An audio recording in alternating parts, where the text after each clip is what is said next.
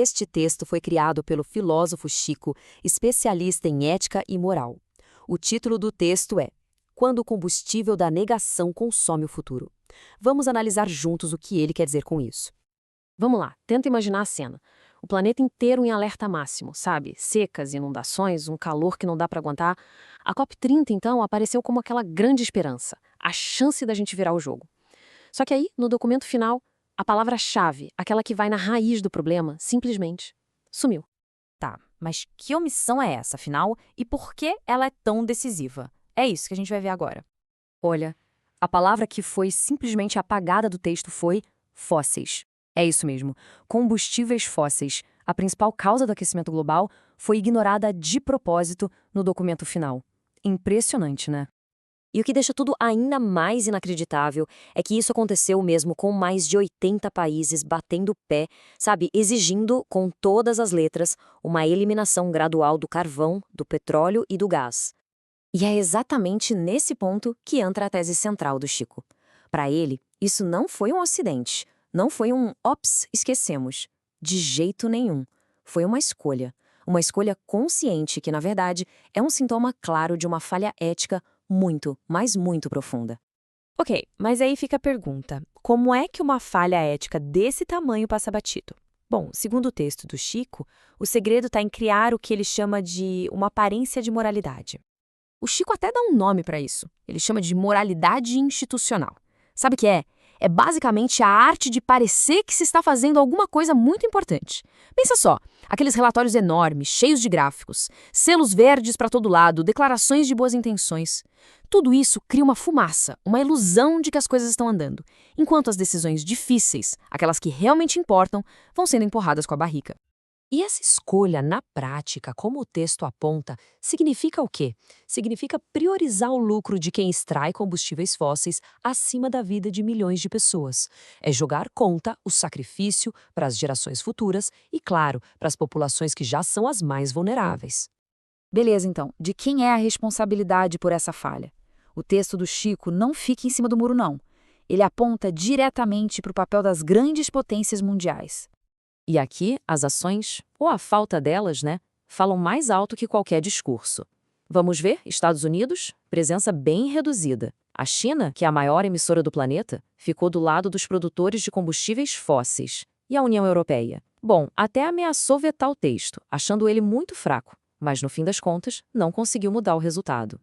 E tudo isso volta para o ponto ético central do Chico. O que ele diz é o seguinte: o problema não é falta de tecnologia, não é falta de dinheiro. O que falta é vontade ética. Simples assim. Porque, poxa, aqueles que mais contribuíram para o problema e que têm mais condições de resolver são justamente os que têm o maior dever moral de puxar essa fila, de liderar a mudança. Agora a gente entra num ponto super interessante da análise, que é como a própria ideia de transição energética acaba sendo usada, muitas vezes, para esconder o problema de verdade. O alerta que o Chico faz é bem sério. Palavras como renováveis, hidrogênio verde, economia circular, elas soam muito bem, né? Mas elas viraram quase que palavras de marketing.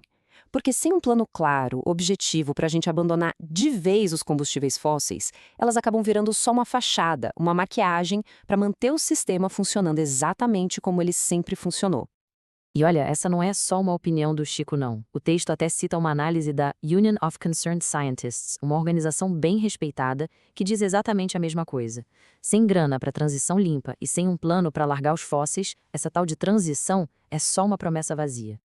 Bom, depois de juntar todas essas peças do quebra-cabeça, a gente chega numa uma pergunta central, que o texto diz que é ao mesmo tempo inevitável e bem incômoda. Vamos construir o raciocínio junto com o Chico. O ponto de partida é um princípio ético fundamental. Toda pessoa tem direito à dignidade, tem direito a um futuro, certo?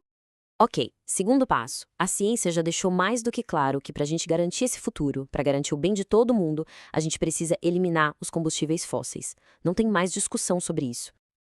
Então, vem a pergunta que não quer calar. A pergunta incômoda que o Chico coloca na mesa é: se a necessidade é tão óbvia e o dever ético é tão grande, por que raios ainda estão debatendo o como fazer a transição e não impondo de uma vez por todas o quando isso vai acabar?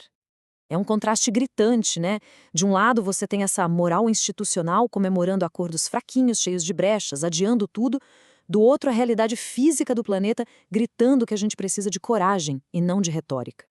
Mas apesar de tudo isso, a análise não termina num tom de desânimo, não. Muito pelo contrário. O texto fecha com uma convocação, um chamado bem direto para a ação. O primeiro ponto dessa convocação é escolher. É isso. Chega de só sinalizar que tem boa intenção. A hora é de tomar uma decisão de verdade, uma decisão definitiva. O segundo ponto, pagar o preço. Uma mudança desse tamanho, claro que tem um custo. E não dá mais para ficar empurrando essa conta para frente. Alguém tem que assumir. E tem que ser agora. E por último, talvez o mais crucial de todos, agir. O único jeito de sair dessa é fazer com que o discurso, as leis e o que se faz na prática andem na mesma linha, totalmente alinhados. A reflexão final que o texto nos deixa é muito forte. Uma omissão como essa que a gente viu não é só um detalhezinho técnico num documento, sabe? É um baita sinal de alerta para todos nós. Porque no fim das contas, a verdade é uma só. Quando o combustível da negação continua abastecendo o sistema, é o nosso futuro que paga a conta. E como diz o Chico, estamos sim falando de ética e moral. Se você quer que o Chico comente sobre isso, é só pedir. Ele terá prazer em responder.